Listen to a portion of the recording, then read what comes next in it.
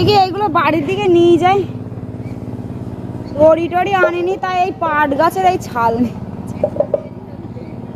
এই তো দড়ি।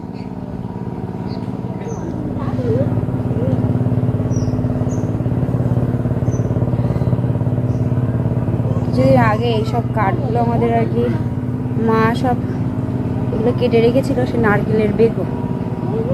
তো সেগুলো সব কাটা থাকলেও গোছানো নেই, দেখি একবার গুছিয়ে নিই। আর নয়তো সেই বৃষ্টি বৃষ্টি হচ্ছে তো এত কষ্ট করে কাটা, এগুলো সব পচে যাবে।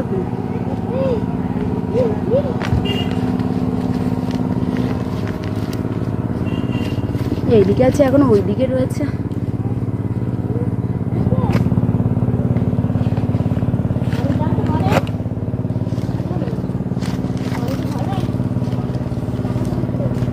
এইটাই এই বৃষ্টিতে যেন সব কেমন কেমন হয়ে গেছে, এইভাবে তো ভিজেছে সব।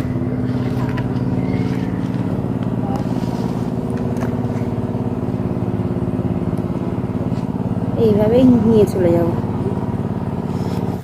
এখানে এইগুলো ছাড়া আরও ওখানে কাঠ আছে, সে সজনে কাঠটার দেখি, ওর জন্য একটা বস্তা নিয়ে যাবো। এগুলো সব লম্বা কাঠ বলে নয়, বাঁধা গেছে, কিন্তু ওগুলো তো আর সব মানে লম্বা কাঠ না, সব কুচো কুচো কাঠ। তো ওগুলো সব নিয়ে আসবো, দেখি এখানটা পাতিয়ে দিই।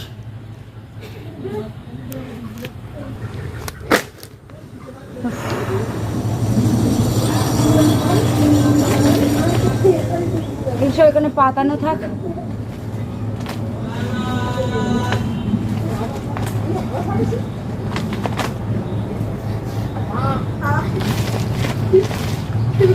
এখনো কাঠ আছে, ওগুলোর জন্য একটা বস্তা নিতে হবে, না তো আনতে পারবো না। এই বস্তাতে করে তুলে নেবো।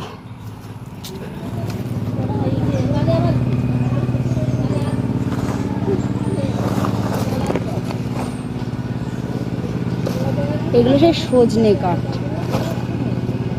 কাটা ছিল, রোদ্রে না দিলে আর সেই কাটার কষ্টটাই বৃথা।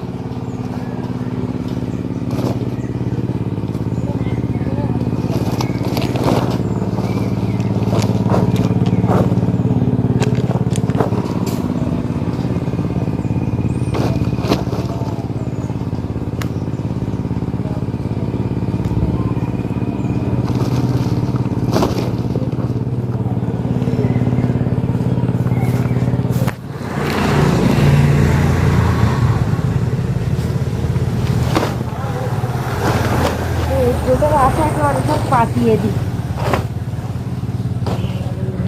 কি ভালো ভালো কাঠ সব গুছিয়ে রেখে দিই, মানে কেটে রেখেছিল শোকায়নি বলে, তার সেগুলো সব এখন রোদ্রে দিয়ে দিই, রান্না করে নেবো, খুনি সব শুকিয়ে গেল।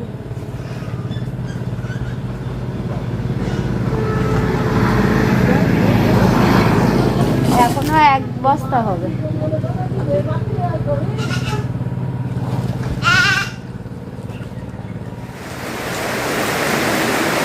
কাঠগুলো যদিও বা কষ্ট করে একটু গোছালাম, তার সঙ্গে আবার তুলে তুলে সব এখানটায় রাখছি।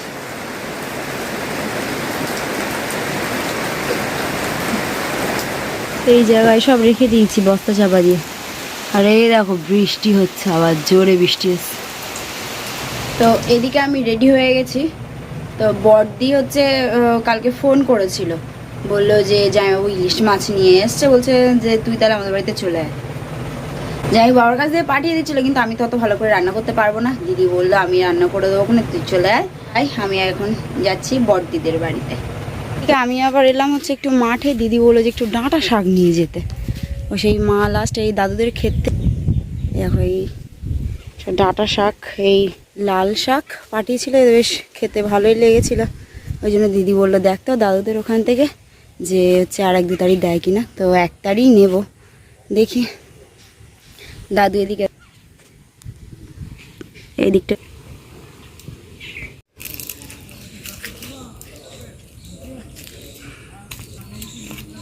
পোড়া মোটা বুঝলে ভালো লাগে রে। সার কম খাওয়া আমার দেখতে হবে না, এটা ঠিক করে দাও, দিদি বাড়ি নিয়ে যাবো। সব অল্প নেই জানছে 2000 হতে, তাই এই সবু কানিটা দিতে হবে কেন বুঝলি? এইটাই খাস দেখিস কেন? আমি আরো দেখছি ওইগুলো যে ওইগুলো তুমি দেবে। দাদা একবার ধুয়ে টুয়ে সব রেডি করে দিচ্ছে, কারণ আমি তো ঠিকঠাক করে নিয়ে যেতে পারবো না ধুয়ে টুয়ে বেশ। 2000 বল।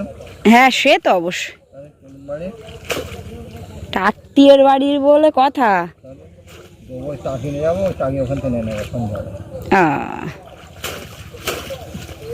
বাড়িতে নিয়ে যায় না, আমি আমার টোটো ভাড়া করে দিই না, তাই নিয়ে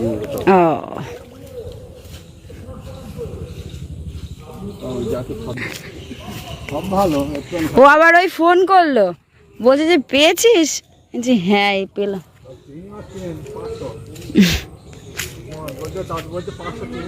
হ্যাঁ ওই যাওয়ার সময় আমি নিয়ে যাবো ওখানে আর কি।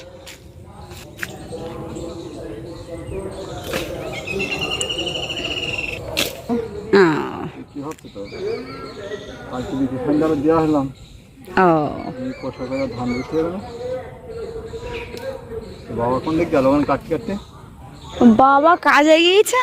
ও পাটগুন যায়নি কেন, ছুপে গেলে পাতা পড়বে, ও যে কটা কেজি জড়ো করে দিয়ে যাবে।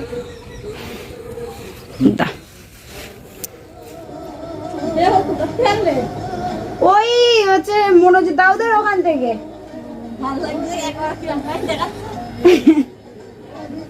লেট করবো না, বেরিয়ে পড়ি। ওইদিকে দিদি অন্তত কতবার যে ফোন করেছে তার ঠিক নেই, কখন আসবি। একবার শাকের জন্য ফোন করলে বলছে না পাস তো এমনি চলে আয়। তো চলো বেরিয়ে পড়ি। তালা এদিকে মোটামুটি দেওয়া হয়ে গেছে, আমিও রেডি। এদিকে রান্না বান্না করছে।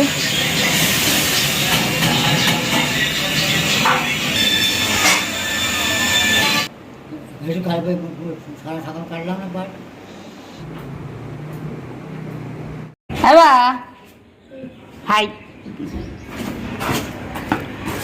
এই যে বাবা নেই, স্কুল থেকে বাড়ি চলে এলো।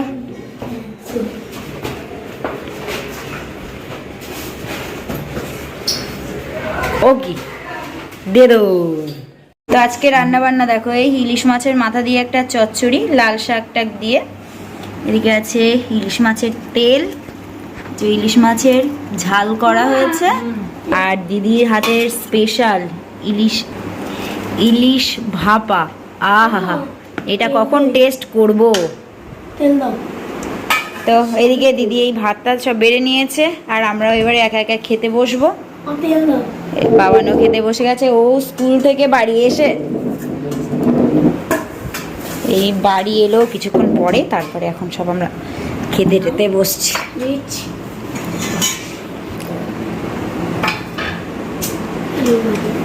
নে নে নে,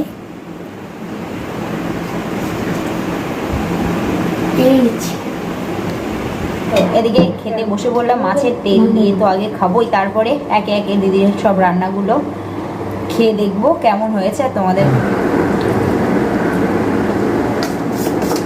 শুধু ভাত করলি?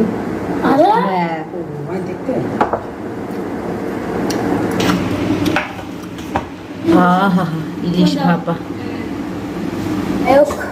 খেয়ে নি, পরে আবার কথা হচ্ছে। এদিকে রেডি হয়ে গেছি, বাড়ি চলে যাব। আর দিদি এটাতে করে একটু মাছ দিয়েছে, তো এটা বাড়ি নিয়ে যাব।